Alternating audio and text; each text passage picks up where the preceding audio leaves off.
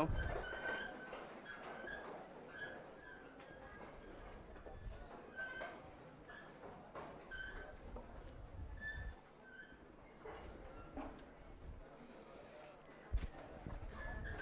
आज से हम एक नया सेगमेंट मैप स्टार्ट करने वाले हैं। पहले आप लोग एडजस्ट हो लीजिए।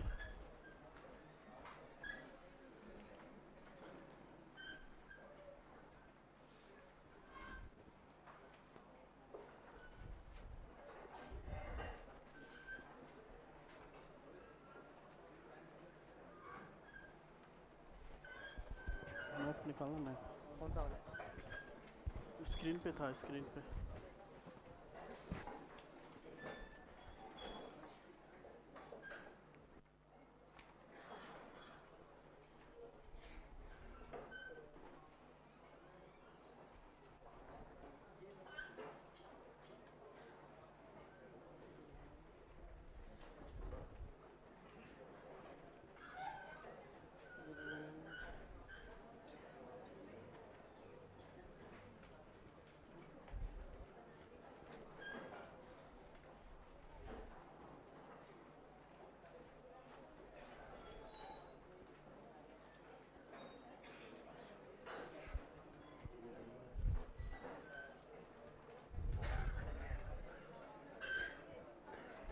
चेयर टोटल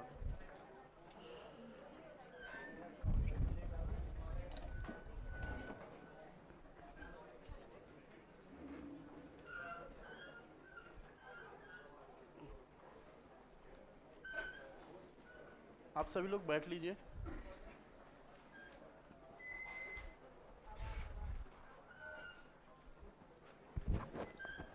आवाज आ रही है ना सभी लोगों को?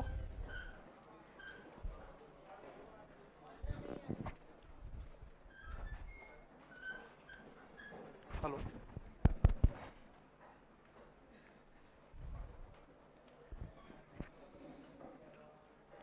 आपको ये तो मालूम होगा कि हिस्ट्री का फर्स्ट पेपर में 50 मार्क्स का मैप आता है। सभी लोगों ने देखा है। अभी एग्ज़ाम हुआ रिसेंटली, 2 दिन पहले आप लोगों ने देखा भी होगा हिस्ट्री का पेपर।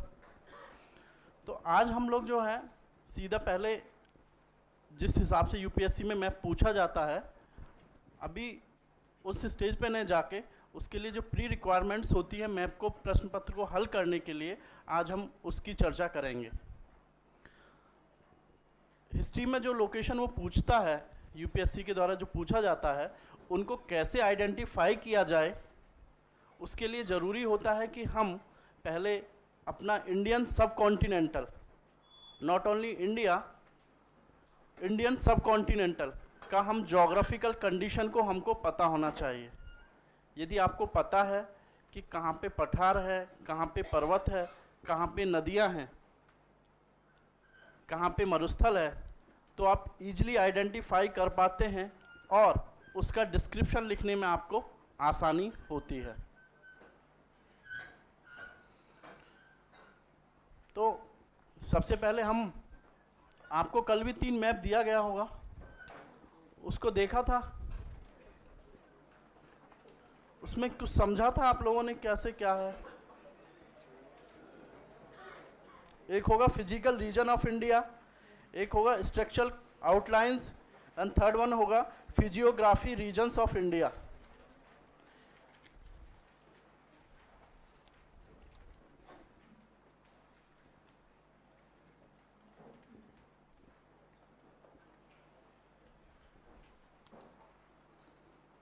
सभी के पास हैं मैप्स? जिनके पास नहीं भी हैं तो आप देख सकते हैं कि स्क्रीन पे भी मैप है। इंडिया ज्योग्राफिकल का मैप है और सभी के पास एक एटलस होना चाहिए। आप लोगों के पास कोई भी हो, ये तो ओरिएंटल ब्लैक स्वान का है या किसी भी इसका हो, आपके पास एक एटलस होना चाहिए आप लोगों के पास। हिस्ट्री ही नहीं, ज्योग्राफी में भी आपके काम आएगा।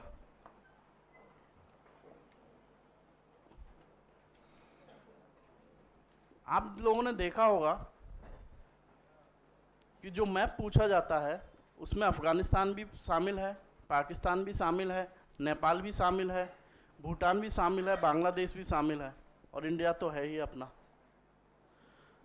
तो उसके लिए हमको देखना होगा कि कहाँ पे किस हिसाब से जो है ज्योग्राफी हिस्ट्री को प्रभावित करती है, और कितना बड़ा रोल होता है ज्योग्राफी का हिस्ट्री को क्रिएट करने में। आप लोगों को मालूम होगा, अभी आप स्टोन एज पढ़ रहे हैं तो आपको पता होगा कि भाई स्टोन एज में कहाँ पे मेनली शुरुआत कहाँ से हुई। स्टोन एज में कुछ ही स्थल जो है इंडिया में भी हम आते हैं तो कुछ प्लेसेस से ही क्यों मिले हैं, आपने सोचा? जब हम उसको स्टोन एज कहते तो क्यों स्टोन एज कहते हैं, और स्टोन एज के जो साइट्स हैं वो हमको पहाड़ी क्षेत्रों में ही क्यों मिले हैं, मैदानी क्षेत्रों में तो नहीं मिले, या पठारी क्षेत्रों में तो हमको नहीं मिले हैं। स्टोन कहाँ से प्राप्त होगा? पहाड़ों से ही प्राप्त होगा, हिली रीजन से ही प्राप्त होगा। तो वो कहाँ से प्राप्त हुए हमको? पहाड़ी रीजन से। जब आपको पता होगा कि किन किन क्षेत्रों में पहाड़ी हैं तो आप इजीली आइडेंटिफाई कर पाएंगे। इसी हिसाब से यदि हम देखा जाए कि किन क्षेत्रों में कृषि का विकास होगा, कृषि के विकास के लिए आवश्यक क्या होता है? जल होना जरूरी होता है और मृदा की उर्वर होना जरूरी होता है। क्या हिली रीजन में, जहाँ पे हिली रीजन होगा, जहाँ पे पहाड़ी क्षेत्र होगा, क्या वहाँ पे मृदा उपजाऊ होगी? या पठारी क्षेत्र होगा वहाँ पे मृदा उपजाऊ होगी? नहीं होगी। क्यों? सबसे पहले हम देखते हैं कि गंगेटिक बेसिन में ही जो होता है कि नगरीकरण की शुरुआत हुई। या तो सबसे पहले सिंधु नदी के किनारे हुई, सिंधु नदी में, जिसको हम हड़प्पा सभ्यता बोलते हैं, उधर। और या द्वितीय जो होता है कि हम गंगा दोआब में क्यों बोलते हैं, इसके पीछे रीजन क्या था, कितनी बड़ी भूमिका थी कि उस समय नदियों की। आप भी सुनते होंगे कि नदियों के द्वारा जो होता है कि हिमालयी जो नदियाँ हैं उनके द्वारा प्रतिवर्ष जो है जलोढ़ मिट्टी को बहा के लेके आया जाता है, और जलोढ़ मृदा सबसे उपजाऊ मृदा मानी जाती है।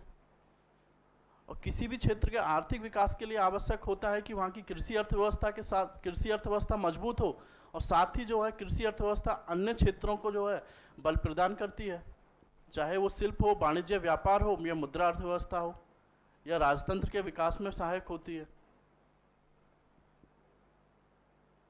तो ये सारे फैक्टर्स जब आपको मालूम होंगे तो आप इजीली हिस्ट्री का मैप का क्वेश्चंस को सॉल्व कर पाएंगे, साथ ही आप जो है हिस्ट्री का आंसर राइटिंग कर पाएंगे। पूछा था ना आपसे, आप मैप उठा के आप क्वेश्चंस पेपर आप देखिए यूपीएससी का। यूपीएससी ने पूछा है कि हड़प्पा सभ्यता के लोगों के आजीविका के कई आधार थे। जब आपको ज्योग्राफिकल कंडीशन पता होंगी और किन क्षेत्रों से कैसे उनका व्यापार वाणिज्य या कृषि अर्थव्यवस्था कैसी थी, तो आप इजीली आइडेंटिफाई कर पाएंगे उस चीज को। ऐसे यदि आप देखेंगे, आगे पढ़ेंगे कि प्रायद्वीपीय भारत में जो द्वितीय नगरीकरण हुआ, वहां पे कृषि की अपेक्षा वाणिज्य व्यापार की भूमिका क्यों रही, उसके पीछे भी ज्योग्राफिकल कारण उत्तरदायी रहे। क्यों? क्योंकि यदि हम प्रायद्वीपीय भारत का हिस्सा देखते हैं तो पठारी क्षेत्र है, उपजाऊ भूमि नहीं है, और वहाँ की जो नदियाँ हैं वो भी बारहमासी नहीं है, यानी कि वहाँ पे भी नदियों में जो होता है, सभी नदियों में साल भर जल की उपलब्धता नहीं रहती है। मानसून जब आता है, दक्षिण पश्चिमी मानसून जब आता है, तभी वहाँ पे जो नदियों में, अधिकांश नदियों में जल की मात्रा उपलब्ध होती है। और थर्ड वन फैक्टर आप देखेंगे कि प्रायद्वीपीय भारत जो होता है कि अपना चारों ओर से समुद्र से घिरा हुआ है, तो वहाँ पे वाणिज्य व्यापार ही महत्वपूर्ण हो सकता है बंदरगाहों के विकास की दृष्टि से। तो ये सारे फैक्टर्स जब आपको ज्योग्राफी को अच्छे से पता होगा, किस रीजन में क्या मिलता है, कैसे है, तो आप आइडेंटिफाई जो है अच्छे से कर पाएंगे प्लेसेस को। तो इसके लिए जरूरी है आज हम लोग आइडेंटिफाई करने की कोशिश करेंगे और याद रखने की कोशिश करेंगे कहाँ पे जो है काराकोरम रेंज है, कहाँ पे हिंदुकुश पर्वत है, पामीर का पठार कहाँ पे है, सुलेमान रेंज कहाँ पे है, कृथार रेंज कहाँ पे है, खैबर दर्रा कहाँ पे है, अरावली रेंज की जो क्या भूमिका रही, अरावली रेंज जो है वो कैसे, उसका जो है वेस्टर्न पार्ट पूरी तरह से रेगिस्तानी है और जबकि ईस्टर्न पार्ट में अच्छी खासी खेती होती है। जो वेस्टर्न पार्ट है उसी को तो हम थार मरुस्थल बोलते हैं। क्यों नर्मदा घाटी में ही भारत में सबसे पहले मानव की उपस्थिति के साक्ष्य दर्ज किए गए? मानव अवशेष जो है सबसे पहले मिले कहाँ से मिले? नर्मदा घाटी से मिले हैं। क्यों नर्मदा घाटी से ही मिले हैं?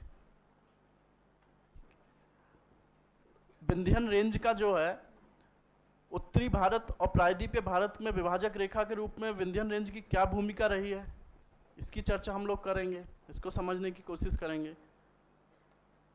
नॉर्थ ईस्ट के रीजन में क्यों, नॉर्थ ईस्ट वाला जो रीजन है क्यों अभी तक जो है कि विकास की दृष्टि से भी पिछड़ा हुआ है? आगे भी हम देखते हैं अभी भी वहाँ पे जनजाति है, ताकि भावना ज़्यादा है, तो उसका भी एक ज्योग्राफिकल कारण है। ज्योग्राफी को आप अच्छे से समझ लेंगे, वहाँ की टोपोग्राफी को समझ लेंगे, तो आप इजीली जो है किसी भी सब्जेक्ट्स का आप देख लेंगे। हिस्ट्री है, यदि आप हिस्ट्री और ज्योग्राफी दोनों का कॉम्बिनेशन आपको पता है तो आप इजीली किसी भी क्वेश्चंस का आंसर आप कर पाएंगे। सोशियोलॉजी का भी आप आंसर उसमें दे पाएंगे।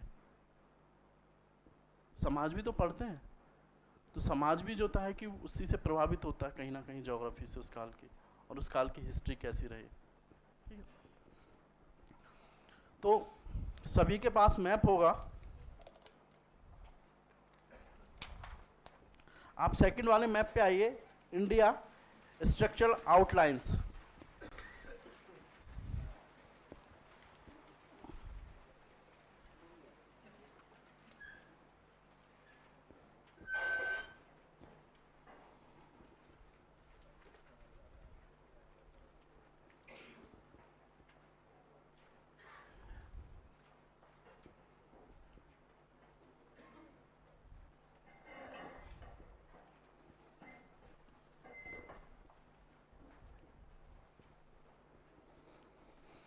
आपके पास जो मैप दिया गया है उसमें भी वो चीज़ें हैं। आप देख रहे हैं हिंदू कुश रेंज, अपने उसमें देखे हैं आप मैप में, देखिए। जिनके पास मैप नहीं है तो देख सकते हैं कहाँ पे है हिंदू कुश रेंज। ये आपका हिंदू कुश रेंज पूरा है, ठीक है। तो ये क्या कर रही है, ये डिवाइड कर रहा है इंडियन सबकॉन्टिनेंटल को। मिडिल एशिया जो है उससे जो है कि उसको डिवाइड कर रहा है। ये हिंदू कुश रेंज है, हिंदू कुश रेंज के कारण ही यहाँ पे, और आगे जो होता है कि इसका विस्तार होते चला जाता है, यहाँ से हिमालय स्टार्ट हो जा रहा है, देख रहे होंगे पूरी ये हिली रीजन है। इस हिली रीजन के कारण क्या हुआ, जो साइबेरियन जो पवनें हैं, ठंडी पवनें जो होती हैं, वो यहाँ पे नहीं आ पाती हैं, और यदि नहीं आ पाती हैं तो इसी के कारण जो होता है कि हमारा जो उत्तरी गंगा का मैदान है, ये इंडो गंगेटिक प्लेन है, इसके निर्माण में भूमिका निभाई है इन्होंने। हिमालय के रीजन में आप देखेंगे हिंदू कुश वाले, उसमें अपने मैप में आप देख रहे होंगे हिंदू कुश के साथ ही लगा हुआ होगा काराकोरम रेंज, ठीक है। इस पर भी आप देख रहे होंगे काराकोरम रेंज, और यहाँ पे ये ए लिखा हुआ होगा। ये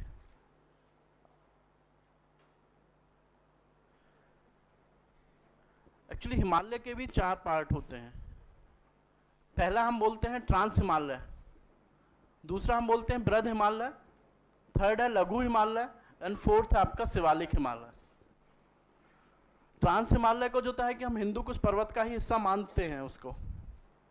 जो भारत में अवस्थित है उसमें बृहद हिमालय, लघु हिमालय और शिवालिक हिमालय है। तो इन हिमालयों की क्या भूमिका रही, और हिमालयन रेंज ऐसा नहीं है केवल यहाँ तक, आपका नॉर्थ ईस्ट तक ये पूरा फैला हुआ है, हिली रीजन पूरा। इसमें आप देख रहे होंगे अपने मैप में भी काराकोरम रेंज है, उसके नीचे आपको लद्दाख रेंज दिया होगा, लद्दाख के बाद आपको जास्कर दिया होगा, जास्कर के बाद आता है आपका पीर पंजाल, उसमें जो होता है कि पीआर लिखा होगा केवल मैप में आपका, और उस वहीं पे आप देख रहे होंगे वैली ऑफ कश्मीर, कश्मीर की घाटी। आपने पढ़ा होगा अभी नवपाषाण काल जब आप पढ़ेंगे तो वहाँ पे 2 स्थल आपको प्राप्त होंगे, बुर्ज-ओहम और गुफ-कराल।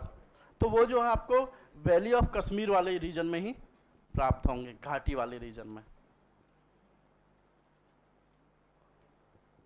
वहाँ पे घाटी थी तो आदमी वहाँ पे भी मानव जाके बसा। आपको पता है कि वैली ऑफ कश्मीर है वहाँ पे, तो इसलिए वहाँ पे साक्ष्य पाए गए हैं पाषाण काल के भी। तो जो ये हिमालय है, हिमालय की भूमिका क्या रही हिस्ट्री में हम पढ़ते हैं। अभी मैंने आपको बताया कि नदियां हैं, हिमालय से बहुत सारी नदियां निकलती हैं, सिंधु हुई, गंगा हुई, यमुना हुई, ठीक है ना, जितनी भी है, सतलज हुई, चिनाब हुई, झेलम हुई, रावी हुई, ठीक। तो ये जितनी भी रिवर्स हैं, इनके द्वारा न केवल भारत में बल्कि पाकिस्तान में भी, आप देख रहे हैं ना इंडस रिवर, ठीक है ना, सतलुज रिवर ये है, ये रावी होगी, यहाँ पे और पूरा नहीं दिया गया, आपको मैप में दिया होगा, अपने एटलस में भी आप देख सकते हैं उसको। तो इन नदियों के द्वारा जो जलोढ़ मृदा बहा के लेके आई जाती थी, उससे क्या हुआ, अपना इंडो गंगेटिक प्लेन का निर्माण हुआ। इंडो गंगेटिक प्लेन का जब निर्माण हुआ तो यह कृषि की दृष्टि से काफी उपजाऊ रहा। अब जब जहाँ पे पानी होगा, नमी होगी, तो ये जंगल भी यहाँ पे काफी होगा। तो ये क्षेत्र आरंभ में काफी जंगली था, मतलब काफी घने जंगल थे यहाँ पे, काफी घने जंगल। तो जब काफी घने जंगल होंगे वहाँ पे, ठीक है ना, तो आदमी के लिए सरवाइव करने के लिए आवश्यक होता है कि वहाँ पे कुछ खुला वातावरण भी हो। तो जंगलों में तो पूरी तरह नहीं रह सकता। तो आपने देखा होगा कि जो भी सभ्यता की शुरुआत हुई, ठीक है ना, तो वो उत्तर पश्चिम में हुई, ये वाले रीजन में। ये वाला जितना भी रीजन है यहाँ पे, ये पूरा बलूचिस्तान प्रांत वाला रीजन है, रेगिस्तान वाला रीजन है। आगे जब आपने पढ़ा होगा कृषि की शुरुआत जो हुई, कृषि का साक्ष्य हमको मेहरगढ़ से प्राप्त होता है। मेहरगढ़ कहाँ पे है? बलूचिस्तान प्रांत में। क्यों? क्योंकि उस समय जमीन को साफ करने के लिए और उसकी खुदाई के लिए जो है मानव के पास जो था अत्याधुनिक उपकरण नहीं थे, यानी लोहे का प्रयोग नहीं करता था। यही कारण है कि उस समय हम देखते हैं कि प्रायद्वीपीय भारत में हमको साक्ष्य नहीं मिलते हैं उस काल के, उस स्थान के साक्ष्य प्रायद्वीपीय भारत में हमको नहीं प्राप्त होते हैं। यहाँ पे भी आप देखेंगे हिमालय के साथ साथ जो ये रेंजेज हैं, यहाँ पे भी आप देख रहे होंगे किरथार रेंज है, सुलेमान रेंज है, यहीं पे किरथार रेंज है, और ये है खैबर पास। आपके मैप में उसमें नहीं दिया हुआ है, लेकिन एटलस आपके पास होगा तो आप आइडेंटिफाई कर लेंगे खैबर पास। और इधर ही नीचे आ जाता है आपका, इसमें आइडेंटिफाई नहीं किया गया है, बोलन पास, बोलन दर्रा, खैबर दर्रा और बोलन दर्रा। तो ये अफगानिस्तान वाली जो पाकिस्तान और अफगानिस्तान की उस पे बाउंड्रीज पे हैं, ये दोनों दर्रे हैं, खैबर दर्रा और बोलन दर्रा। भारतीय इतिहास में जितने भी आक्रमण हुए, अधिकांश जो है आपके उत्तर पश्चिम से ही आक्रमण हुए। उत्तर पश्चिम से क्यों हुए? क्योंकि उनको जो है कि आने के लिए 2 पासेस थे, खैबर पास और बोलन दर्रा। और जब आप मध्यकालीन भारत में पहुंचेंगे, पढ़ेंगे, तो वहाँ पे भी जो भी शासक हुए उनके द्वारा अपनी उत्तर पश्चिमी जो सुरक्षा पंक्ति थी उसको हमेशा मजबूत रखने का प्रयास किया गया। इस बार ऐसे भी आया था ना आप लोगों को, भारत की जो था कि सीमा प्रबंधन एक जटिल चुनौती, सीमा प्रबंधन पे पूछा था, जटिल चुनौती क्यों है? क्योंकि टोपोग्राफी इंडिया की ऐसी है कि उसका जो है प्रबंधन करने में बड़ी चुनौतियाँ आती हैं। कहीं पे आप देखिए कि पूरी तरह से पहाड़ी रीजन है, यहाँ पे आपका रेगिस्तानी रीजन आ गया, नीचे आपका प्रायद्वीप में जलीय रीजन आ गया, ठीक है ना। आज अत्याधुनिक तकनीकी होने के बावजूद हम ड्रोन का भी इस्तेमाल कर रहे हैं, लेजर लाइट का भी इस्तेमाल कर रहे हैं, तार फेंसिंग भी हम कर रहे हैं, उसके बावजूद भी एक जटिल चुनौती बना हुआ सीमा प्रबंधन। तो आज से जो है कि 4-5 हज़ार साल पहले तो कितना मुश्किल काम होता होगा शासकों के लिए। क्यों उनके द्वारा वहाँ पे किले निर्माण किया जाता था या रहता था? क्योंकि उस समय हम नहीं कर सकते कि आप सोचते होंगे कि क्यों नहीं है भाई, सुरक्षा पंक्ति स्थापित की गई तो क्यों नहीं हम कर सकते, वहां पे क्यों बार बार आक्रमण होते थे। तो यही कारण एक जटिल कार्य था, वहां की टॉपोग्राफी ऐसी नहीं है कि वहां पे आप रह पाएंगे। तो इन दोनों कारणों से आपको पता होना चाहिए, यदि आपसे कोई भी पूछता है कि इतने आक्रमण क्यों हुए, तो आपको उसका ज्योग्राफी में आंसर आप दे पाएंगे।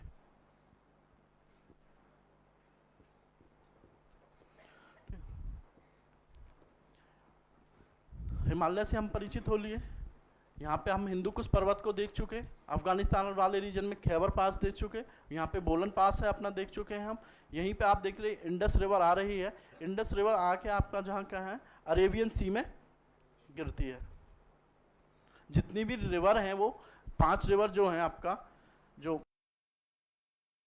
झेलम में ही चिनाब में समाहित हो जाती हैं, सिंधु नदी हुई, झेलम, राबी हुई और सतलज, चारों जो है अपना इससे चिनाब से मिल जाती हैं और लास्ट में चिनाब नदी जो है आपका अरेबियन सी में गिरती है। तो ये वाला रीजन आप देखें, सिंधु नदी के ईस्ट वाला रीजन हम देखेंगे, यह जो होता है कि कृषि और वाणिज्य व्यापार की दृष्टि से काफ़ी समृद्ध है, जल की उपलब्धता है, लेकिन इधर ऐसा नहीं है। तो ये पूरा रीजन आपका बलूचिस्तान वाला रीजन है, पूरा रेगिस्तान वाले रीजन है आपका, ठीक है।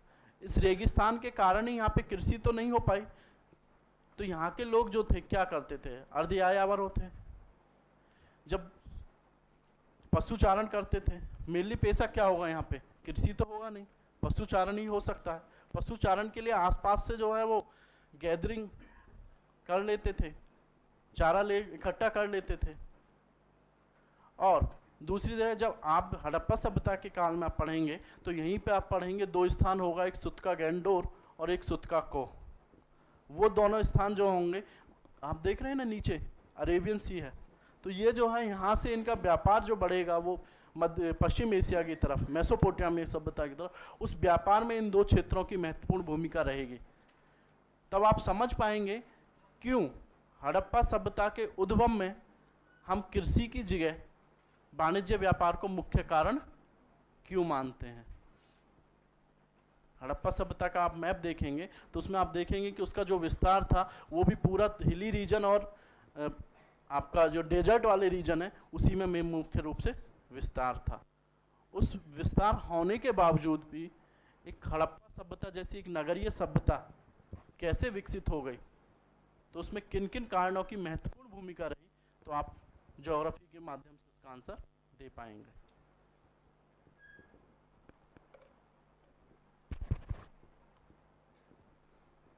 आपको पता होना चाहिए कि कैसे कैसे कहाँ पे ज्योग्राफिकल कैसे इतिहास को प्रभावित कर रहे हैं। समझ रहे हैं ना आप लोग।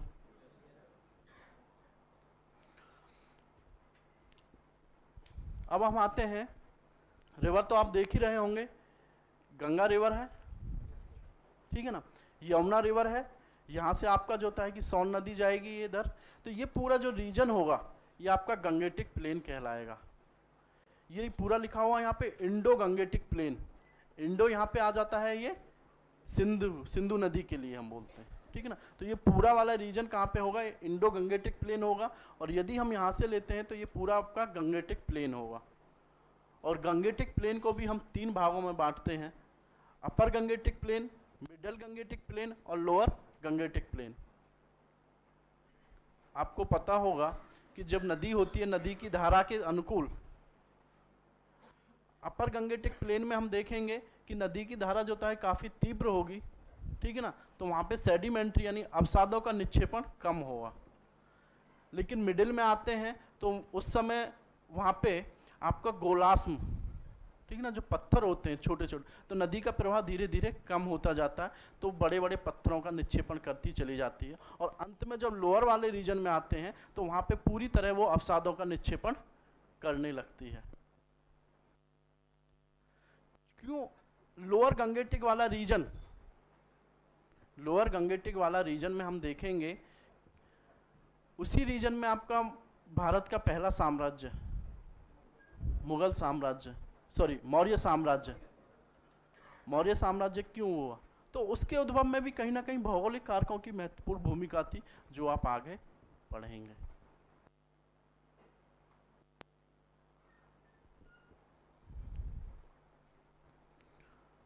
अब हम आते हैं इधर साउथ वेस्ट की तरफ, देखते हैं तो अरावली रेंज वाला, अरावली रेंज है आपके मैप में भी दिया है, अरावली रेंज दिया हुआ है, ठीक है ना। आप उसके वेस्ट में देखेंगे तो पूरी तरह डेजर्ट है, और यदि आप उसके ईस्ट में देखेंगे, ईस्ट में पूरी तरह वहाँ पे जो होता है कि अच्छी खासी खेती होती है, कोई दिक्कत नहीं है, डेजर्टिफिकेशन का कोई कारण नहीं है। क्यों ऐसा है कि इसके वेस्ट में जो होता है कि डेजर्टिफिकेशन हमको देखने को मिलता है, जबकि ईस्ट में ऐसा नहीं है? वृष्टि छाया क्षेत्र,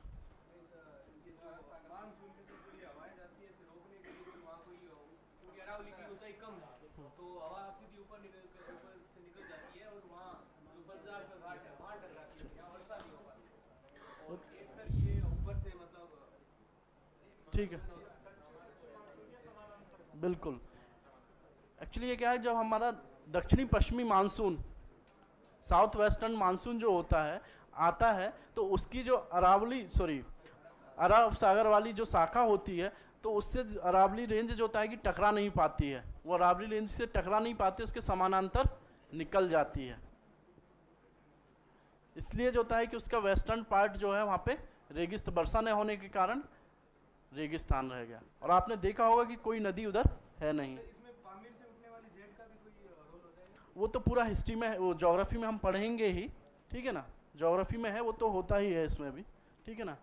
जेट स्ट्रीम का भी एक कॉन्सेप्ट है उसमें, तो हम इतना डीपली इसमें नहीं जाएंगे, क्योंकि ज्योग्राफी नहीं पढ़ना, हमको हिस्ट्री के पॉइंट ऑफ व्यू से ज्योग्राफी को देखना है। आपको उसमें गंगेटिक प्लेन भी पूरा दिया हुआ है बना के मैप में, आपको इसको बड़े अच्छे से देखना है। क्यों? कल इस पे आपका टेस्ट भी होगा। आपको जो होता है कि मैप में जो है फिर मार्क करके दिया जाएगा, और आपसे पूछा जाएगा कि कौन सा प्लेसेज है, मतलब कि कौन सी ये रेंज है, कौन सा ये स्थान है, ठीक है ना, और उसमें आपको बताना होगा। और जो नहीं बताएगा तो इसका मतलब है कि वो पढ़ के नहीं आया या उसको इंटरेस्ट नहीं है। ये आपका बेसिक है, और बेसिक को यदि आप क्लियर नहीं करेंगे, स्ट्रांग नहीं करेंगे, तो एडवांस में आप जो होता है कि मार्क आ जाएंगे। तो इसलिए जरूरी है कि इसको अच्छे से आप करें।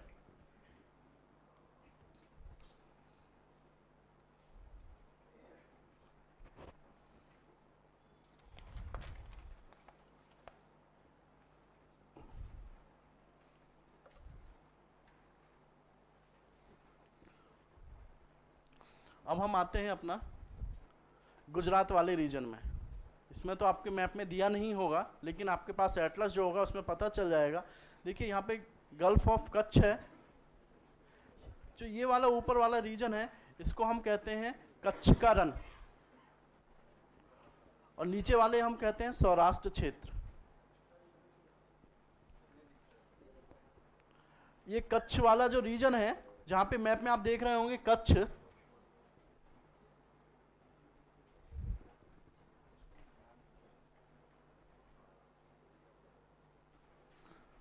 आप लोग देख रहे हैं कच्छ, ठीक है ना। ये वाला आपको ये दो पार्टों में डिवाइड होता है। यहां से आप देखेंगे ये कच्छ की घाट जो खाड़ी है, ये ऊपर वाले हिस्से को हम कच्छ का रन कहते हैं, और दक्षिणी वाले हिस्से को सौराष्ट्र क्षेत्र हम कहते हैं। और ये कच्छ का रन वाला जो क्षेत्र है, ये दलदलीय क्षेत्र है, क्योंकि यहाँ पे आप देख रहे हैं कि नदियां भी आके गिर रही हैं, ठीक है ना। टाइडल वाला रीजन है, यहाँ पे ज्वार आते रहते हैं, तो ये पूरी तरह दलदलीय रीजन है यहाँ पे। और सौराष्ट्र वाले क्षेत्र में भी जिनका भी निर्माण हुआ, जो भी राज्य निर्माण हुआ उसके रहा, तो उसका सौराष्ट्र वाले क्षेत्र की ही महत्वपूर्ण भूमिका वहाँ पे रही है। आप अब जाएंगे कि धौलावीरा जब हम पढ़ेंगे, हड़प्पा काल में हम धौलावीरा पढ़ेंगे, धौलावीरा में हमको जो होता है वहाँ पे जल कुंड यानी कि जल स्टोरेज, वाटर मैनेजमेंट के साक्ष्य प्राप्त होंगे। Water management. क्यों वहीं पे प्राप्त होंगे हमको वाटर मैनेजमेंट के? वहाँ के पानी की उपलब्धता है, पानी की उपलब्धता भी और वहाँ पे आवश्यकता भी है, दोनों। ठीक है, आगे हम पढ़ेंगे इधर ही लोथल होगा, ठीक है ना, जो बंदरगाह के रूप में होगा। यहाँ पे हम पढ़ेंगे आगे प्रवास पाटन होगा बंदरगाह के रूप में। इधर ही आपका जो होता है कि भरौच होगा, मुंबई के पास यहाँ पे सोपारा होगा, ठीक है ना। तो ये वाला जो जितना भी रीजन है, यहाँ पे आपको बहुत सारे आके जो हम पढ़ेंगे तो पोर्ट्स पाए जाएंगे जिनको हम वर्तमान में बंदरगाह बोलते हैं। और इस बार भी पूछा था ना मैप में, हर साल पूछता है मैप में वो एक पोर्ट सिटी या पोर्ट साइट। आपके तो एक ही पूछा, आप लास्ट ईयर्स में 3-4 सालों में देखेंगे तो हर साल वो कम से कम 2 पूछता ही है। आपको मालूम होगा तो आप इजीली आइडेंटिफाई वहां पे कर लेंगे।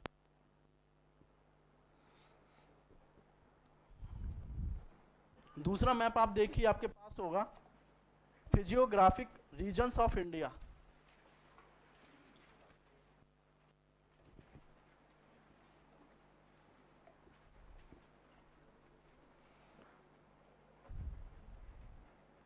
दिया हुआ है इसमें आप देखिए कि इसको अलग अलग फिजियोग्राफी में बांटा गया है उन्होंने। अरावली रेंज है, उसमें दिया हुआ आपको वेस्ट में पूरा राजस्थान डेजर्ट, ठीक है। हम आते हैं हम साउथ में, आप देखिए दक्कन लावा, प्रायद्वीपीय वाले क्षेत्र में दक्कन लावा का रीजन कौन सा है?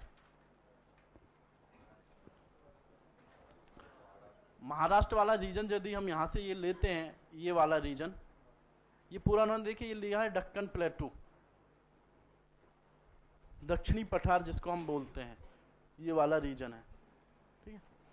अब इसी को भी हमने जो है कि कई उसमें खंडों में विभाजित किया हुआ है, जिसमें कि उत्तरी वाला ये वेस्ट वाला रीजन जो होता है कि आपका दक्कन लावा वाला रीजन है। उसके आप ईस्ट में जाएंगे तो नॉर्थ ईस्ट प्लेटू वाला रीजन है, आ जाता है, जिसमें आपका ये छोटा नागपुर का वाला पठार वाला रीजन जो है ये भी इसमें शामिल हो जाता है। नीचे आप आएंगे इधर तेलंगाना रायलसीला हिल वाला रीजन आ जाता है।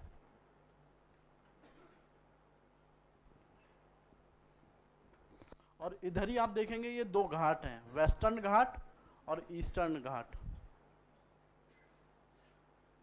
वेस्टर्न घाट और ईस्टर्न घाट, जो वेस्टर्न घाट है आप देखेंगे पूरी तरह से जो है ये ग्रीनरी है यहाँ पे, ठीक है ना, सदाबहार वन यहाँ पे पाए जाते हैं। ये तो पूरी तरह से जो होता है कि बायोडायवर्सिटी की दृष्टि से काफ़ी समृद्ध है, लेकिन इसके नॉर्थ इसमें जाते हैं, ईस्ट में जाते हैं तो यहाँ पे आपको जो है रेगिस्तान भी पाया जाता है, पठारी क्षेत्र पाया जाता है। ऐसा क्यों? क्योंकि वृष्टि छाया क्षेत्रीय।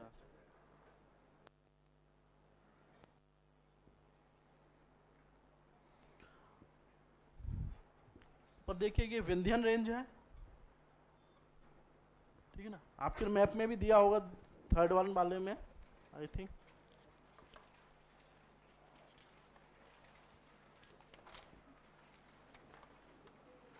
सेकंड वाला जो है उसमें दिया हुआ आपका विंध्यन रेंज है। विंध्यन रेंज के नीचे आपको मिलेगा आपको नर्मदा नदी और उसके नीचे आपको मिलेगा सतपुड़ा रेंज, ठीक। तो जो विंध्यन रेंज है, विंध्यन रेंज जो है अपना जो नॉर्थ का जो ट्रोपोग्राफी है, जो जलवायु है, उसको जो है कि दक्षिण की जलवायु से हमारा क्यों अंतर है, तो उसका मेन कारण आपका विंध्यन रेंज है। विंध्यन और सतपुड़ा रेंज आपका ये मेन कारण है। तो ये विभाजक रेखा मानी जाती है।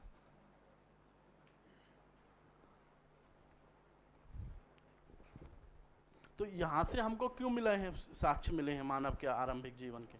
क्योंकि यहाँ पे पत्थर भी थे रेंज की वजह से, और जल की उपलब्धता भी थी और वनों की उपलब्धता थी, जिससे कि व्यक्ति अपना जो है जीवन यापन कर सके।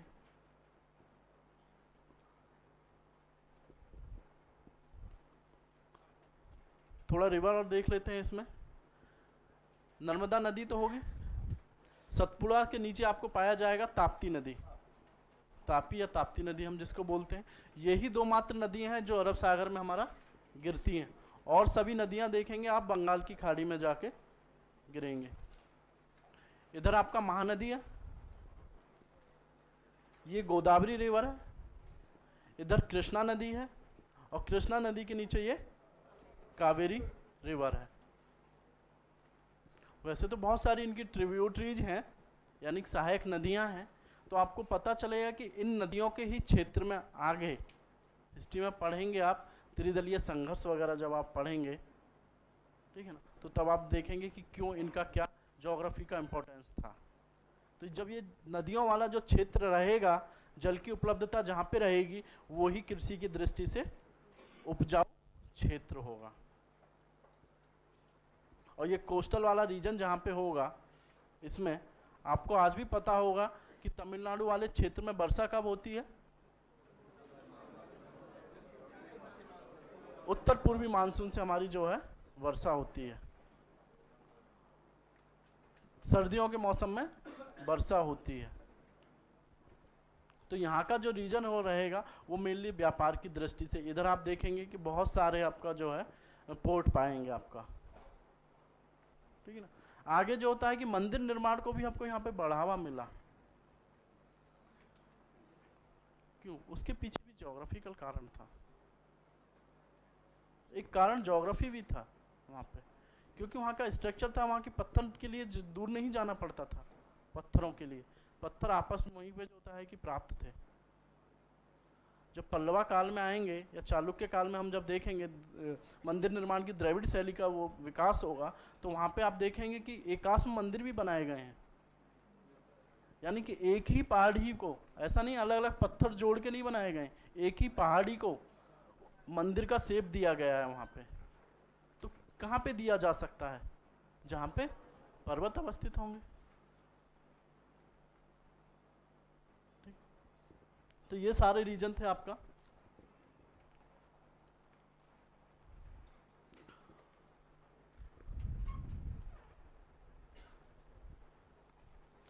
गंगेटिक वाले रीजन में जब हम आएंगे तो आपने पढ़ा भी होगा, चौपानी मांडो, कोल्डीवा का नाम आया होगा, ठीक है ना। इस बार पूछा भी है कोल्डीवा को तो उसने, ठीक है ना।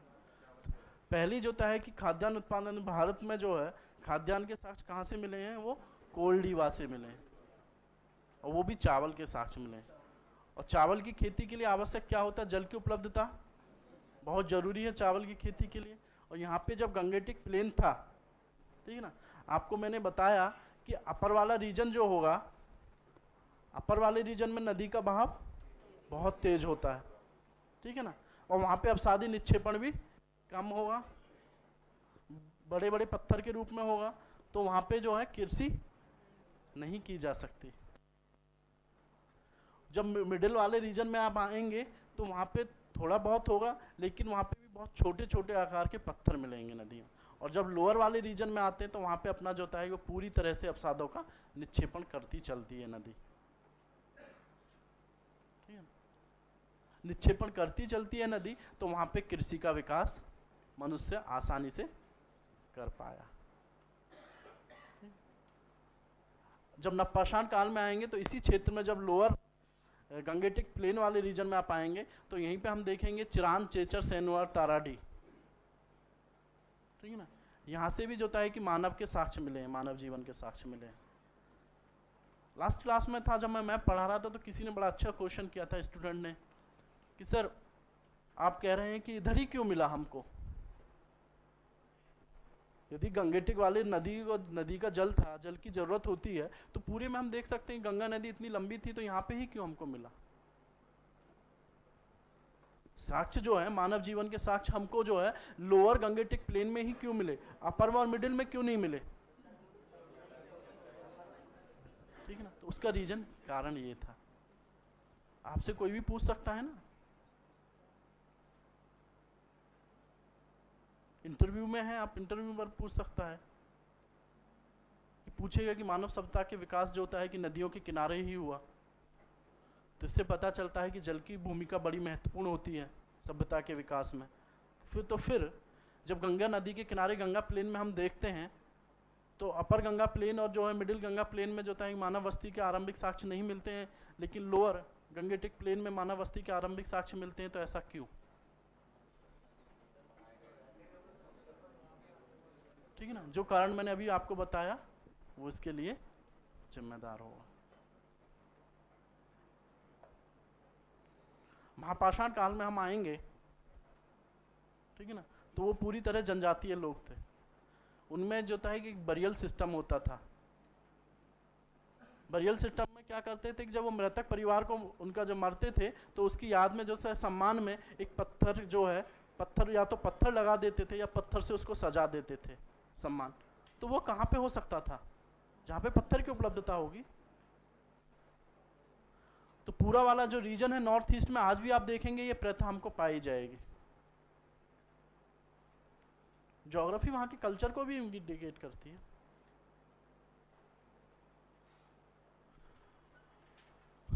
भीमबेटका का नाम सुना? वहीं पे जो होता है कि पहले जो होता है कि मानव के चित्रकारी के साक्ष्य प्राप्त हुए। क्यों? तो भीमबेटका कहाँ पे? ये विंध्यन रेंज में ही तो है आपका, भोपाल के पास रायसेन जिले में गुफा में है। क्यों? ये सब कारण है इसका। प्लेन हमने देख लिया आपका गंगा का। एक बार हम लोग रिवीजन कर लेते हैं क्योंकि कल जो टेस्ट होगा उसके लिए। ऊपर हम देख रहे हैं ये हिंदू कुश रेंज पूरा आपका आ रहा है और मैप में भी आपको दिया गया है। हिंदू कुश के नीचे आप देखेंगे काराकोरम रेंज है। काराकोरम के बाद आपका आ जाएगा लद्दाख रेंज आ जाएगा, फिर जास्कर रेंज आपका आ जाएगा, ठीक है ना। और उसके नीचे आपका आ जाएगा पीर पंजाल रेंज, और पीर पंजाल रेंज वाले इलाके में ही आपका वैली ऑफ कश्मीर है। वैली ऑफ कश्मीर है तो उसी के नीचे अब लास्ट में जो गंगेटिक प्लेन वाला रीजन है ना, यही आपका जो है शिवालिक हिमालय आता है। ये नंदा देवी वगैरह जहाँ पे है ना, ये रीजन है, ये शिवालिक हिमालय का ही रीजन है। और शिवालिक हिमालय जो है कि हमारा सेडिमेंट्री हिमालयन भी बोलते हैं इसको, यानी अवसादी, जो नदियों के द्वारा जो अवसाद निक्षेपण किए गए तो उन्हीं से जो है कि हमारा शिवालिक हिमालय का निर्माण हुआ है। और शिवालिक हिमालय के इस वाले रीजन में ही सबसे ज़्यादा हमको बायोडाइवर्सिटी भी पाई जाती है इस वाले रीजन में, ठीक है। ये हुआ। अब इधर हम देख रहे हैं गंगा नदी है, यमुना है, और लास्ट में जो है कि गंगा का ये चला जाता है। ऊपर वाला जो ये गंगेटिक का पूरा है ये अपर गंगेटिक प्लेन आ जाता है, ये मिडिल गंगेटिक प्लेन आ जाता है, और नीचे आपका जो है कि आपका जहाँ से आपका कहें ईस्ट यूपी और बिहार की जहाँ से सीमा स्टार्ट होती है वो आपका रीजन आ जाता है लोअर गंगेटिक रीजन में। नॉर्थ ईस्ट वाले रीजन में हम देखते हैं तो यहाँ पे आपको ये मिलेगा मेघालय वाले रीजन में गारो खासी जयंतिया हिल्स मिलेंगी, और ये पूरा हिली एरिया है। यही जो है हिमालय का जो है ये हिमालय का विस्तार है लास्ट तक। आज भी जो होता है यहाँ पे जनजातीय रहती हैं, जनजातीय लोग रह पाएंगे हिमालयन वाले रीजन में। तो आज भी कॉन्फ्लिक्ट बना हुआ, करंट में पढ़ते होंगे आप लोग, मिजोरम में मिजो और कुकीज के बीच, नागाज के बीच, ठीक है। तो हिस्ट्री से जब आप लिंक कर पाएंगे तो बहुत अच्छा होगा। इसके बाद हमने देखा अरावली रेंज। अरावली रेंज के जो है वेस्ट में आपका डेजर्टी, और ईस्ट में जो होता है कि ऐसा कुछ नहीं है। यहीं पे आप देखेंगे कि मालवा प्लेटू भी आता है। विंध्यन रेंज हुई, विंध्यन रेंज के नीचे आपका नर्मदा नदी, उसके बाद जो होता है सतपुड़ा रेंज, और सतपुड़ा रेंज के नीचे आपका आती है तापी नदी, ठीक है। ये छोटा नागपुर का प्लेटू हुआ। छोटा नागपुर का प्लेटू जो होता है खनिज संसाधनों की दृष्टि से काफ़ी समृद्ध माना जाता है। जिस हिसाब से जर्मनी के जो राइन क्षेत्र, रूर का क्षेत्र जो था, उसी का से जो है कि भारत का रूर बोलते हैं इसको, छोटा नागपुर के पठार को। अभी भी बहुत ज़्यादा खनन होता है ना इधर, कोयला वगैरह काफ़ी मिलता है, ठीक है ना, झारखंड वाले रीजन में। उसके बाद हमने देखा महानदी।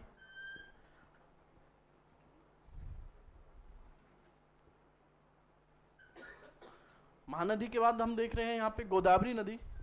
गोदावरी के बाद कृष्णा नदी, और कृष्णा के बाद कावेरी नदी। हम आए इधर गुजरात वाले रीजन में। कच्छ वाला रीजन जो होता है, नॉर्थ वाला रीजन कच्छ का रण कहलाता है, और साउथ वाला रीजन आपका सौराष्ट्र क्षेत्र कहलाता है। आप पढ़ेंगे ना जब मौर्य काल में पढ़ेंगे तो होगा कि सौराष्ट्र क्षेत्र में जो होता है कि कृषि के विकास के लिए जो होता है कि नहर का निर्माण किया गया। तो आप सोच भी सकते थे यार उसने उधर ही क्यों कराया, कच्छ के रण में भी करवा सकता था। तो मैंने आपको पहले ही बता दिया कि वो दलदलीय क्षेत्र था और अभी भी दलदलीय क्षेत्र है वहाँ पे, ठीक है ना, जो कि अभी भी भारत और पाकिस्तान के बीच विवाद का मुद्दा बना हुआ है, ठीक है। तो ये वाला रीजन। अब हम पाकिस्तान वाले रीजन में आते हैं तो आप देख ही रहे हैं कि नदियाँ हैं, इंडस रिवर है, इंडस के बाद ये आपका झेलम आ जाती है, ठीक है ना, झेलम के बाद आपका चिनाब आती है, यहाँ पे सतलज है, और ये तीनों सारी नदियाँ मिलके जो होता है कि ये चिनाब में मिलके नीचे आपका अरब सागर में गिर जाती हैं। ये आपकी किरथार रेंज है, सॉरी ये सुलेमान रेंज है पहला, ये किरथार रेंज होगी आपका, और ये आपका यहाँ पे खैबर दर्रा है, और नीचे आपका बोलन दर्रा है, और ये आपका हिंदू कुश रेंज। इतने से आप पूरी तरह वाकिफ हैं कहाँ पे पठार है, कहाँ पे रेगिस्तान है, और कहाँ पे पहाड़ी रीजन है, और नदियों की अवस्थिति क्या है। कल को जब टेस्ट होगा तो कर पाएंगे ना।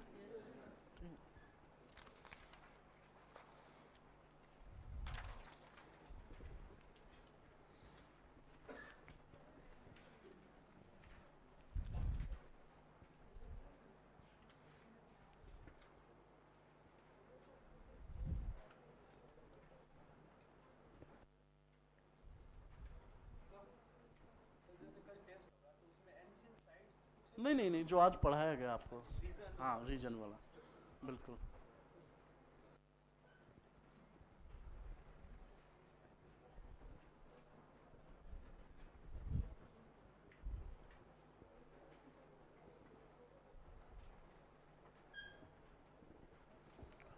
ये है आपका, अभी तक हम देख रहे थे ज्योग्राफिकल मैप, यानी यार उसको फिजिकली मैप भी बोलते हैं, ये हमारा पॉलिटिकली मैप, ठीक है।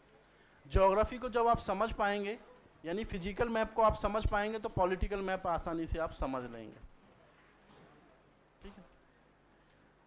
जो आपका फिजिकल मैप है आपका जो होता है कि बेस के रूप में काम करेगा, और जो पॉलिटिकल मैप है वो आपका एक्चुअल मैप में काम आएगा, प्लॉटिंग की दृष्टि से। हमारा जो मैप का क्वेश्चन हम करेंगे, ज्योग्राफिकल मैप या फिजिकल मैप तो पूरी तरह से आपको काम आएगा। हिस्ट्री का कहीं पे भी आप जाएंगे, कहीं पे भी आपको उलझन होगी इसके पीछे क्या कारण हो सकता है, तो एक बार ज्योग्राफी में झांक लेना, तो उसका हो सकता है कि आपको रीजन पता चल जाए। अब यदि हम मैप की दृष्टि से आए, जब जो मैप का क्वेश्चन आता है उसको हम कैसे सॉल्व करें, वहाँ पे आपको पॉलिटिकल मैप की भी आवश्यकता, जानकारी होना बहुत ज़रूरी है। हम देखेंगे कि अपना इंडिया का जो मैप है बड़ा ही टर्न्स लिया हुआ है, बहुत सारे इसमें कट्स एंड कर्व्स हैं। मैप नहीं है, सीधी रेखा नहीं है कि एक ऐसा खींचा हुआ ऐसा खींचा हुआ, और अफ्रीका के देशों की तरह नहीं है कि उसकी जो है कि बाउंड्री देखिए एकदम प्लेन बाउंड्रीज हो, देखिए ऊपर से लेके और नीचे तक जो है पूरा जो है कट्स हैं, और अंदर जो स्टेट भी बने हुए हैं उनकी आकृति भी बड़ी विचित्र विचित्र आप देख रहे हैं। अब जो होता है कि यहीं पे आप इस वाले रीजन में आप आएंगे, ये यूपी हो जाता है, और यहाँ तक आप चले जाएंगे तो ये पूरा एमपी भी हो जाता है, और थोड़ा सा और इधर हटे और देखिए ये कहाँ तक घुसा हुआ अपना जो छत्तीसगढ़ वाला रीजन। तो बड़ा कन्फ्यूजन इसमें होता है पहचानने के लिए। आप देख रहे हैं कि 2013 से यूपीएससी ने पैटर्न चेंज कर दिया है। पहले क्या करता था यूपीएससी, आपको 20 प्लेसेस देता था, 20 का 20 प्लेसेस आपको लोकेट करना होता था, उसको ड्रॉ करना होता था। सपोज करो वो आपसे पूछ सकता है भीम बेटी का उसने पूछा आपसे, और आपको वहाँ पे पहले प्लॉट करना होता था। तो भीम बेटिका कहाँ पे आप प्लॉट, उसके लिए एग्जैक्ट लोकेशन पता होना चाहिए। तो यहाँ पे आप देख रहे हैं ये एमपी की राजधानी, और भोपाल के पास ही जो होता है रायसेन जिले में, यहाँ पे आप प्लॉट करेंगे उसके लिए। लेकिन वो जो मैप होता था वो ऐसा डिस्ट्रिक्ट वाइज बटा हुआ नहीं होता था। आपको जो लास्ट में एक मैप दिया गया होगा प्लेन मैप,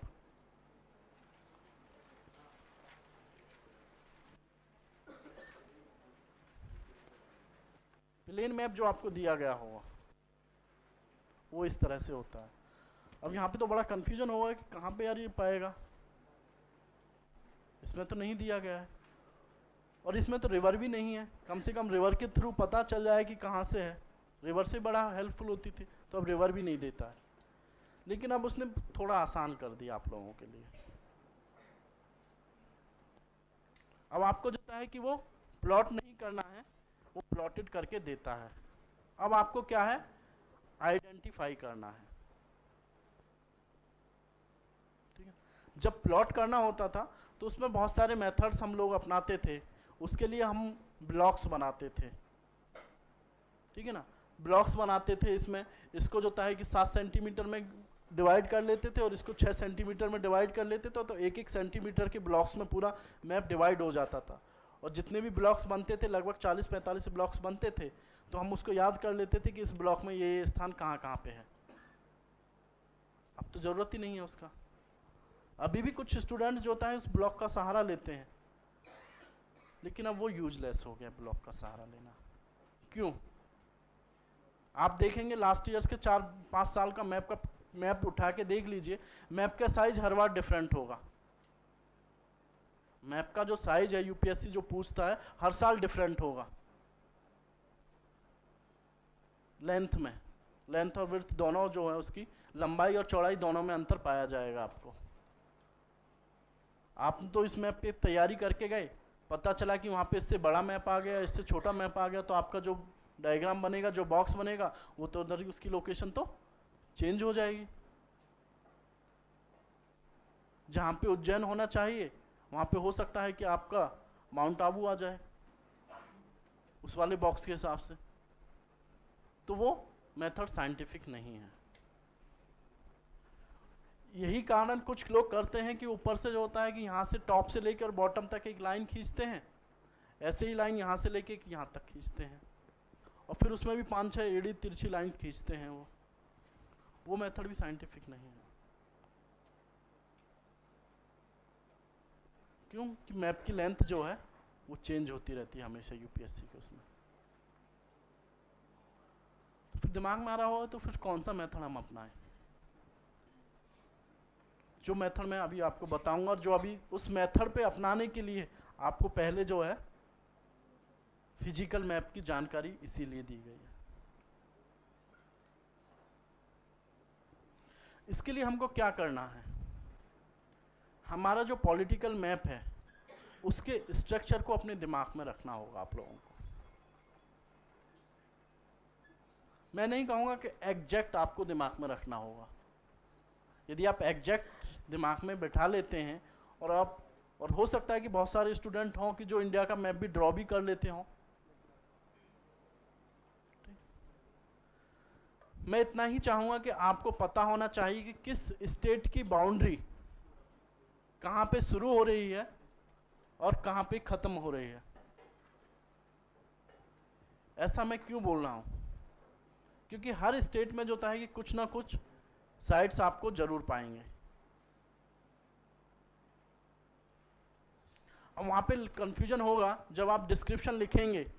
यदि आपको बाउंड्रीज नहीं पता है तो डिस्क्रिप्शन लिखने में आपको परेशानी होगी कि आप सपोज करो आपको पता नहीं है कि जम्मू कश्मीर यहाँ पे समाप्त हो रहा है, यहाँ से ऊपर से लेके यहाँ पे आपका इस वाले कट पे समाप्त हो जा रहा है, और यहाँ से लेके इस वाले यहाँ तक आते हैं, अपना इस वाले कट से हम मार्क करते हैं तो यहाँ तक अपना पंजाब आ जाता है।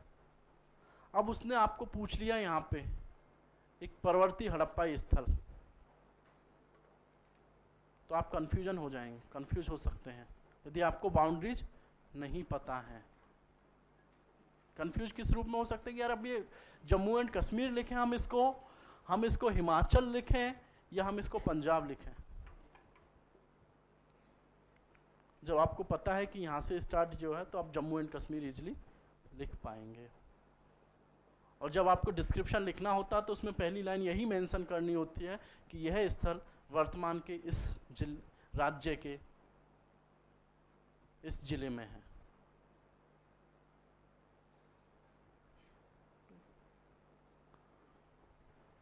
तो ये आपको मैप, आप सभी के पास एटलस होगा, एटलस में वो बाउंड्रीज दी हुई हैं, क्योंकि जहाँ पे ये कट होगा ख़त्म होगा, जब मैप का साइज कुछ भी सही मैप का जो भी साइज होगा, मैप चाहे इससे बड़ा कर ले या इससे छोटा कर ले, जहाँ पे कट्स एंड कर्व को तो वो काट नहीं सकता, बदल नहीं सकता है मैप में।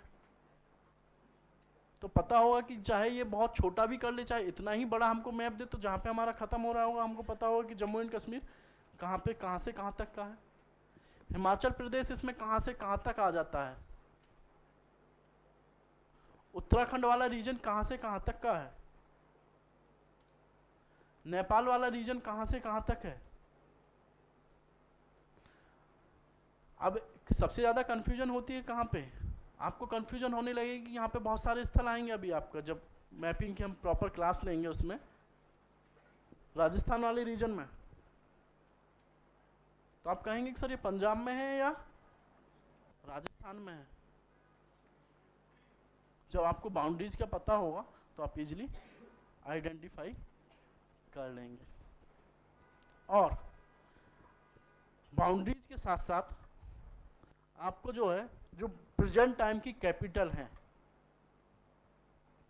प्रेजेंट टाइम का जो कैपिटल है, यदि वो भी आप मेंशन कर लेते, ध्यान में रख लेते हैं कहाँ कहाँ पे है, तो मैप करना बहुत इजी हो जाएगा आप लोगों के लिए। यही काम आपको पाकिस्तान वाले मैप में भी करना है। इसमें तो स्टेट बना के नहीं दिया गया है, लेकिन आप जब मैप में अपने एटलस में जाएंगे तो वहाँ पे है। आपकी सुविधा के लिए मैं बता दूं कि अभी हम पढ़े थे, ये वाला रीजन जो यहाँ से यहाँ तक का वाला रीजन जो आएगा, ये पूरा रीजन आ जाएगा आपका बलूचिस्तान प्रांत में। ये वाला रीजन आपका यहाँ से यहाँ तक का पूरा आ जाएगा सिंध प्रांत में। ये यहाँ से यहाँ तक का वाला रीजन आपका चला जाएगा पंजाब प्रांत में, पाकिस्तान का पंजाब। और ये ऊपर वाला आपका आ जाएगा उत्तर पश्चिमी सीमांत प्रांत। ये आपको डिस्क्रिप्शन लिखने में मदद करेगा और साथ ही आइडेंटिफाई करने में भी मदद करेगा। अब आपको पता होगा कि सिंधु घाटी सभ्यता में मोहनजोदड़ो उसके सिंध प्रांत में अवस्थित है। आपको पता है सिंध प्रांत में अवस्थित है। तो आपको पता होगा जब यहाँ पे उसने लोकेट करके दिया होगा कि कौन सा स्थल है, आपको पता है ये सिंध प्रांत ही है। और आपको पता है कि मेहरगढ़ यदि आपने नपाषाण काल में पढ़ा था, वो यहाँ पे बलूचिस्तान प्रांत में अवस्थित है, उसके बलूचिस्तान क्षेत्र में अवस्थित है। तो आप कंफ्यूज नहीं करेंगे, आप मोहनजोदड़ो को मेहरगढ़ नहीं लिखेंगे और मेहरगढ़ को मोहनजोदड़ो नहीं लिखेंगे।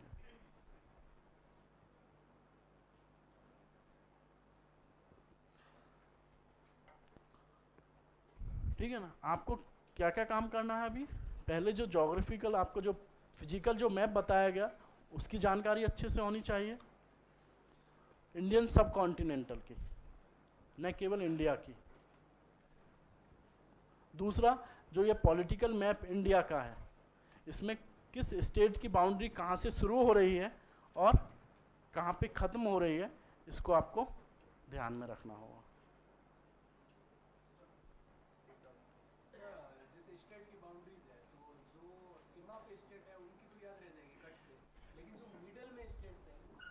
नहीं, मिडिल में स्टेट्स जो है ना, उसको भी देखिए, अधिकतर जितने भी स्टेट्स हमारे आ रहे हैं वो सीमा से लगे हुए आ रहे हैं। जैसे कि आप देख रहे हैं, एक तेलंगाना वाला रीजन आ जाएगा, तेलंगाना के बाद छत्तीसगढ़ वाला रीजन आ जाएगा, ठीक है ना। और छत्तीसगढ़ के बाद यदि हम देखेंगे तो ये आपका जो होता है कि ये झारखंड वाला रीजन आ जाएगा। ये तो आपका पश्चिम बंगाल है ही है, ये बिहार है ही है।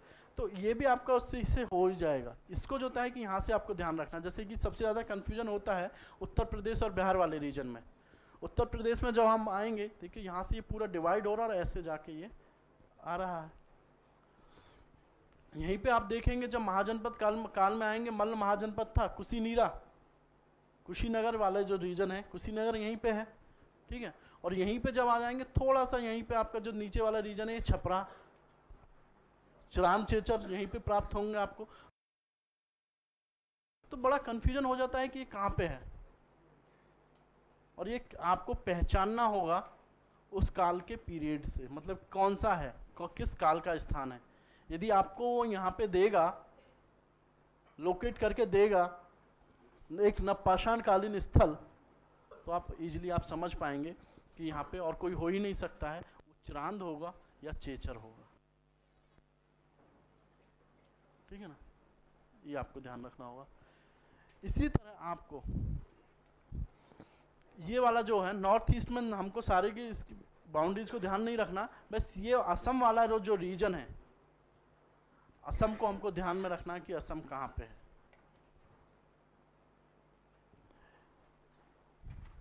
तमिलनाडु कहाँ से स्टार्ट हो रहा है, कहाँ पे खत्म हो रहा है, आंध्र प्रदेश की सीमा कहाँ से कहाँ तक जा रही है, उड़ीसा की क्या अवस्थिति है, पश्चिम बंगाल की क्या अवस्थिति है, तो ये सब आपको थोड़ा थोड़ा ध्यान रखना होगा। और जो आपको मैप मिलेगा, मैप ऐसा नहीं मिलेगा आपको, अभी मैप की बुकलेट मिलेगी आप लोगों को, वो छपने के लिए गई हुई है, कल तक आ जाएगी, आप लोगों को मिल जाएगी। तो उसमें जिस हिसाब से यूपीएससी पूछता है ना आप लोगों को प्लॉट करके हुए, ऐसा ही वो प्लॉटेड दिया होगा हर काल का। पुरापाषाण काल का अलग मैप है, मध्य पाषाण काल का अलग मैप है, नवपाषाण काल का दो मैप दिए हुए हैं उसमें, हड़प्पा सभ्यता का 2 मैप है उसमें, आपकी सुविधा के लिए उसमें किया गया है। हाँ, एक बात मैं आपको उसमें क्लियर कर दूं कि हो सकता है कि उसमें आपको बहुत सारा कंफ्यूजन होगा, ठीक है ना। आप किसी भी बुकलेट में आप चले जाएं, किसी भी हिस्ट्री की किसी भी बुक में चले जाएं, इवन एटलस में भी आप आ जाएं, अलग अलग कंपनियों का अलग अलग एटलस ले लें, और उसमें भी जो होता है कि जो हिस्ट्री का मैप दिया रहता है, इसमें भी आपको हिस्टोरिकल वो मिल जाएंगे प्लेसेज। जब आप मैप में जाएंगे तो इंडिया वाला जो दिया होगा वहाँ पे देखना कि हिस्ट्री का भी मैप दिया होगा, अलग अलग काल का, हड़प्पा काल का, 6th सेंचुरी BC का दिया होगा, मौर्यन पीरियड का, गुप्ता पीरियड का, तो वहाँ पे भी स्थल दिए होंगे। उसमें से जब अलग अलग काल के आप एटलस में जाएंगे अलग अलग कंपनियों के, तो आप देखेंगे कि लोकेशन अलग अलग दिया हुआ उन लोगों ने भी, बुक्स में आपको लोकेशन अलग मिलेगा। अलग मिलेगा इन द सेंस कि थोड़ा सा दाएं बाएं, नॉर्थ साउथ ईस्ट वेस्ट में थोड़ा सा माइन्यूटली डिफरेंट हो सकता है, ठीक है।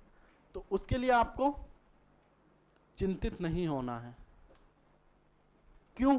क्योंकि आपको अभी प्लॉट नहीं करना है, आपको आइडेंटिफाई करना होगा। और आइडेंटिफाई आपको जब कर लेंगे, आइडेंटिफाई आपको उसकी ज्योग्राफिकल कंडीशन, पॉलिटिकल मैप उसका, और उसमें जो क्वेश्चन में जो पूछा गया है उससे आप इजीली आइडेंटिफाई कर लेंगे। आपसे इस बार पूछा था ना कि कश्मीर में, इधर ही पूछा था आपसे कि एक मंदिर, प्राचीन मंदिर पूछा था ना आप लोगों से, देखा है किसी ने इस बार का मैप? ठीक है ना, इस बार के मैप में आप देखेंगे जो पूछा था प्राचीन मंदिर, तो उसी स्थल पे आप देखेंगे बुर्जहोम भी है, गुफ कराल भी है, समथन भी है, और मार्तंडे का मंदिर भी है। क्वेश्चन क्या पूछा उसने? एक प्राचीन मंदिर। तो आप बुर्जहोम, गुफ कराल या समथन तो लिखेंगे नहीं, तो केवल मार्तंडे लिखेंगे ना। तो आपने किससे आइडेंटिफाई किया? जो क्वेश्चन में पूछा गया है आपसे, और आपको पता है कि वहां पे मंदिर एक है। प्रॉपर जब अब हमारी मैप की क्लास स्टार्ट होंगी तो और व्यापक इस पर चर्चा करेंगे, ठीक है। आपका होमवर्क यही है, कल आपको जो है पूरा मैप मिलेगा, मैप पे प्लॉट किया हुआ मिलेगा, लोकेशन नहीं मिलेंगी। जो आपको अभी ज्योग्राफिकल, जो फिजिकल मैप की जो बताया गया है कि कौन सी नदी है, ये कौन सा रीजन है, कौन सी रेंज है, इस पे आपको मिलेगा। 10 क्वेश्चंस होंगे, उसका आपको आंसर देना होगा, ठीक है ना। क्वेश्चन होगा और क्वेश्चन के बाद उसका आंसर आपको लिखना होगा, ठीक है। चलेगा, ओके।